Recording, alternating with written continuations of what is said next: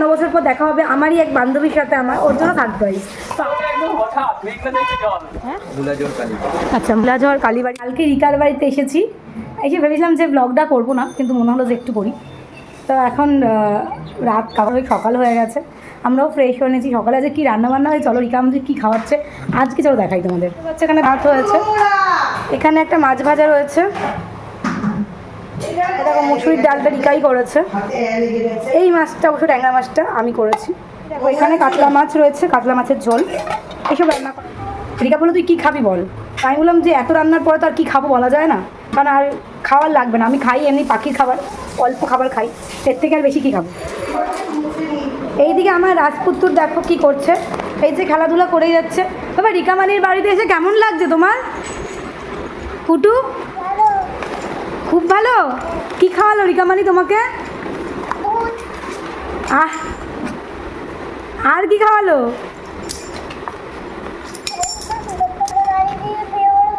শুধু বললো দুধ খাইয়েছে, আর রিকা এখন ঘরের কাজকর্ম করতে ব্যস্ত, আর ওগুলো দেখালাম না।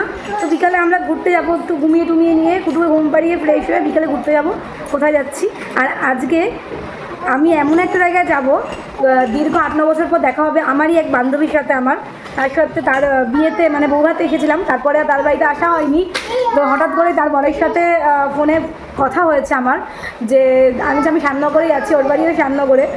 তো এখন বিকালবেলা তাকে সারপ্রাইজ দেবো, ওর বড়কে বলবে না বলেছে, বলছে তুমি আসো, ওর জন্য সারপ্রাইজ। তো আমি ওকে সারপ্রাইজ দিয়ে যাবো, জাস্ট ওর বডি জানে। তো বিকালে গিয়ে ওর দেখাবো যে ওর রিয়াকশানটা কী। দেখ আমি মুখে যাবে। রিকার কি কাজ বাড়াচ্ছিস না কমাচ্ছিস?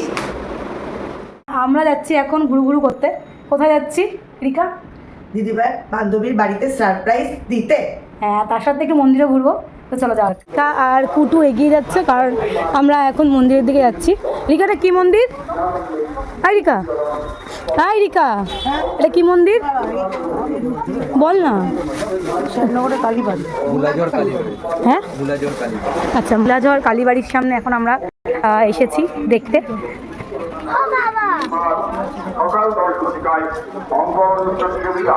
দেখো কি দারুণ।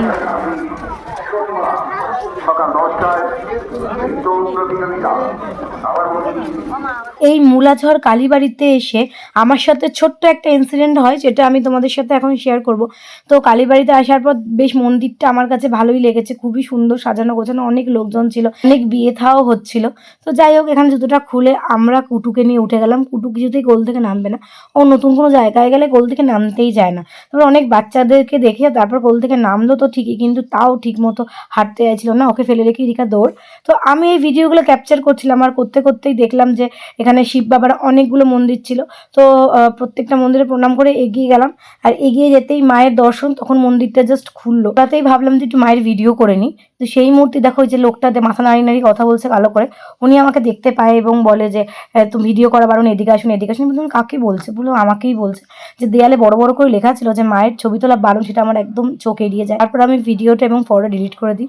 তোমাদেরকে যেন মায়ের মুখ আমি দেখাতে পারলাম না, সরি। তোমরা কি বলতে পারবে ফটো তোলা কেন বারণ? এটা আমার কমেন্টে কিন্তু অবশ্যই জানাবে। তবে আমাকে ডিলিট করিয়েছে বলে বলছি না, লোকটার ব্যবহার কথাবার্তা কিন্তু আমার একদম ভালো লাগেনি, সত্যি কথা বলছি অনেস্টলি। আর এখন আমরা অটোতে উঠেছি ওদের বাড়ি যাওয়ার জন্য। দেখা যাক ওর কি রিয়াকশনটা কি হয়। আমরা প্রায় 1 যুগ পর দেখা করছি, প্রায় 1 যুগ।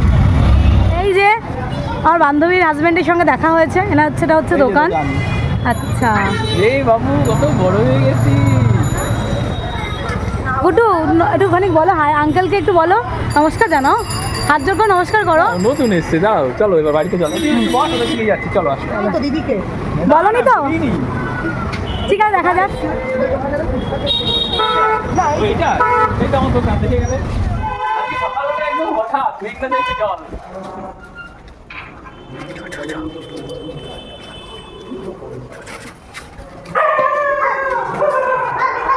এই বাবা চুপ।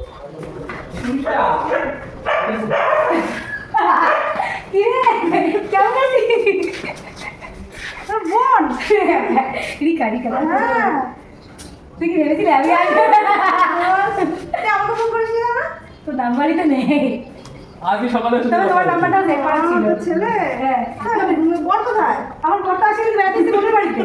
এই বুঝিয়ে কথা বলবো, সব কিন্তু ভিডিও হচ্ছে। হ্যাঁ প্রণাম টনাম করতে হবে না, ঠিক আছে। এগুলো দাদা ভাই আবার মিষ্টি মিষ্টি আনতে গেছে কেন? বড় এখন বড় ইউটিউবার, বড় ইউটিউবার। আচ্ছা বাচ্চার জন্য, তো ছোটার জন্য। হরিহরে থাকো? হ্যাঁ তার পাশেই নাও। ওটা তোমার মেয়েকে দেখে আসি। কই গো? এই যে ও ঘুমিয়ে পড়েছে। এই যে আমাদেরকে কি দিয়েছে রিকা? আম খরগোশ। মান্তুর মেয়ে পুরো মান্তুর মতো হচ্ছে, পুরো মুখ বসানো। আদর করে দিয়েছে, তোমাকে আর নেবই না, আমি বোনটাকেই আদর করবো। আমার এই বান্ধবী কিন্তু ছোটবেলার একসাথে স্কুল লাইফ, তাছাড়াও পাশাপাশি বাড়ি, পাশাপাশি বলতে এপাড়া আর ওপাড়া। ওদের বাড়ি হয়েই আমি রোজ স্কুলে যেতাম, তারপর ওর বিয়েতে যাওয়া আর আমার বিয়েতে আসা, আর তার মাঝখানে আমাদের সঙ্গে আর সেরকম দেখাই হয়নি, ফোনেই কথাটা হয়েছে।